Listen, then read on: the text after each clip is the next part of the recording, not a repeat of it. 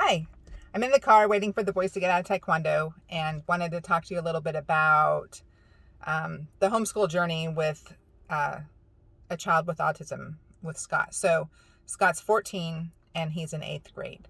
And this is our first year homeschooling. It's not our first true, we had a start. We started trying to homeschool him and learned, I've talked about this before, really early on, that I wasn't equipped to teach him. I didn't have enough education about autism and to be able to teach him. And by the time I knew I could, I was well into my writing career, and I wasn't capable at that time of writing when the boys were present. My brain wouldn't go into fiction world, and so I only wrote when they were in school. I took summers and vacations off, and now that they're older, I'm able to write when they're around, and that's why, we've decided to go on into the homeschool journey, back into the homeschool journey. So I'm applying the education I've learned about autism, and with the fact that I'm capable of continuing to write during the day when they're home. Okay, so that was a sidebar. So one of the things about autism is that there's oftentimes a break in communication. And it's just what it is the way that the brain is wired to have something that needs to be communicated and the ability to communicate it, whether it's through speech or expressing emotion or the written word. And so you'll often discover or hear people talk about, someone who's autistic and nonverbal, and that child is incapable of verbalizing because there's a lack of connection between the brain and speaking, and they're unable to verbalize it. There might be a disconnect between, the expression of emotions. And I remember when Scott saw Inside Out, it was like it released him, because here were all of these emotions that were characters, and they were very expressive characters that expressed all the time that emotion that was their emotion. So sadness and anger. And it was like Scott suddenly could communicate his emotions, and he did it by mimicking those characters. And some of it is in like the written word. There's a lot of children I know with autism that cannot write. They're incapable of using a pen and a pencil and putting words down on paper, but they're capable of typing. Because it's a different part of the brain that's used, and it's something that's developed when they're older than when they're younger. So anyway, so when Scott was in young elementary, in part of his IEP plan, we gave him a scribe. And so what a scribe does is writes the things that he needs written, because he wasn't always able to write it. But we didn't assign him a scribe to sit next to him in school all day. We required him to try to communicate with writing. And then the things that he couldn't do, he would come home and give it to me verbally. And what he would do would be to draw it and then tell me what he drew in sentence structure. And I would type exactly the words he said. And because that's something that Scott has always been able to do, is communicate via drawing.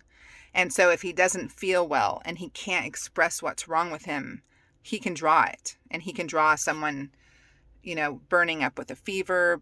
He can express the pounding headache. Like if you glance at the image that he's drawn, you know exactly what he's saying. And so, so we always let him draw and then explain. And then I translated that to writing, but I made him give me complete sentences, capitalization, punctuation. So if he's speaking a sentence, he has to say comma, something, period, new line, or whatever. And what I was doing was training him to think for writing as he's explaining this assignment that he's drawn. And so now we're into eighth grade, and I know there's 5 years left until college. And college is something that's incredibly important to Scott. To him, that is what is next. And I'm not going to sit back and say, well, he's not going to go to college. He can't do college, because I didn't think he could do 7th grade. I didn't think he could maneuver through middle school. The things that he's capable of doing now amaze me because he has gone through such a maturing process in the last 2 or 3 years that I can now actually comprehend that he is going to be a fully functioning adult with responsibilities and relationships. And there was a time in my life when I didn't understand that could be possible. I was, instead trying to figure out what would his future look like instead. And so it's not for me to say, oh, well, you can't go to college. What is for me as his teacher and his mother is to make sure that he is as equipped as he can possibly be for college. And so what does that look like today? Well, what that looks like today is he has to write an essay. And he's written essays before, and he's made reports before, but this is like, it's not, the teacher is not making concessions for him with an IEP and doing all this. It's a recorded teacher. It's a set assignment for standard 8th grade. It doesn't matter that he has this disability that slows him down. Which gives us, we give him his own pace. He can watch the videos and rewatch the videos, and we don't press him for time to get things completed. But now he has to write an essay, and so he wrote a paragraph, and he brought it to me, and it is like, list 3 things that, and so he has to have an opening paragraph that lists the 3 things, a paragraph for each of the things, and then a closing paragraph. And I was like, this is not it. And to him, he's listed the 3 things. They make complete sense to him. He has communicated the responsibility, or communicated the spirit of the assignment. He just didn't complete the assignment properly. And I'm like, Scott, you have to write an essay, because this is college. This is preparing you for college. And I don't care if the grammar's right, and I don't care if the punctuation and the sentence structure are correct, but you need to be able to, in 5 paragraphs, break these 3 thoughts down. And so, we talked about it at length, and I said, you can record it. I don't care if you record it, but it has to be a complete recording, paragraph by paragraph. I said, you can draw it and then explain what your drawings are, or you can take a paragraph a day, and we will start with paragraph 1 today, and tomorrow do the second paragraph, and the next day do the third paragraph. But in the end, what you're going to give me is 5 paragraphs in some form or fashion that convey this message. And there's this part of me, as a homeschool mom, who has complete control over what he learns and what he doesn't learn, to let him say, I've conveyed the thought, I am done. But I know that won't help him develop the skill of writing an essay in preparation for college. And as I was doing this, it was like, we need to gradually build it to where he can eventually. I had to pause it because a yard guy came through blowing the blower right next to my car. So he will eventually have to, in high school, have me not be part of that process. Like, he's going to have to be able to read the syllabus for what's required for an essay, and produce that essay without me sitting over him saying, okay, name 3 things inside this paragraph. And it's I feel the pressure of the responsibility of the fact that Greg and I are training his brain in preparation for something that's going to happen 5 years from now. And, there's this, he's lacking a lot, because so often public school,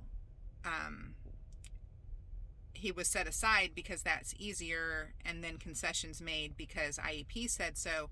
And if he wants to go, and also you have to understand, he's in a classroom with noise and lights and people and smells and sounds and not understanding what's going on, and so shutting down as it's happening. Now it's a different environment. So now it's, let's train his brain to learn how to read this requirement and then produce it. And so that's what we're doing now is like we have 5 years. We have 5 years, and he's like, I want to do homeschool college too. And we're like, I'm sure that there's some way that you can do it like one class at a time to start, but it's going to have to be, you doing the work. And so that's where we are now. So I just wanted to talk about, we have to have the patience and the understanding to remember that it's not an impossibility to teach and train as they grow, but we also have to remember that they aren't going to be quick on the draw of new skills and new requirements and new expectations. It has to be, okay, well, let's slow down and say, okay, train you for this, train you for that, one thing at a time, instead of saying, let's dump this on you and say, okay, now produce, because it's just not going to happen. And what you'll end up doing is they'll shut down. And with Scott, his meltdowns are internal. He goes into his head and inside himself. With other kids, the meltdown is external. You have like complete full-blown screaming, kicking, crying fits, and they're the same thing. They're resulting from the same thing. They're the autistic brain's way of coping with, I can't do this, and so I'm shutting down now. And it just is, I just wanted to encourage you that if you are having, because we're all at home, so I mean, in some form or fashion, almost every child is in some way or shape homeschooled at this moment in our time. And I just want to encourage you with special needs, just remember the concessions. You need to give concessions without removing ultimate expectation. And so if it means it takes longer, it takes longer. If it means that there's more breaks, we do 20 minutes of work, 10-minute break, 20 minutes of work, 10-minute break. That really is successful.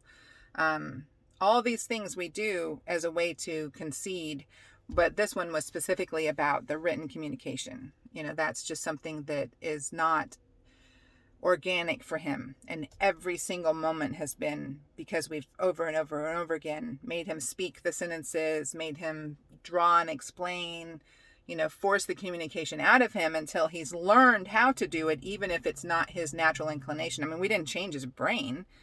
We just changed, we just made him do it. I don't know how to explain it better, but so this is your encouragement today. You can do this, you autism mamas. You got this. Just stay steadfast and be patient. And if one way doesn't work, do another way. You can do a video. You can draw a picture. You can explain it to me one paragraph at a time. All right. Bye.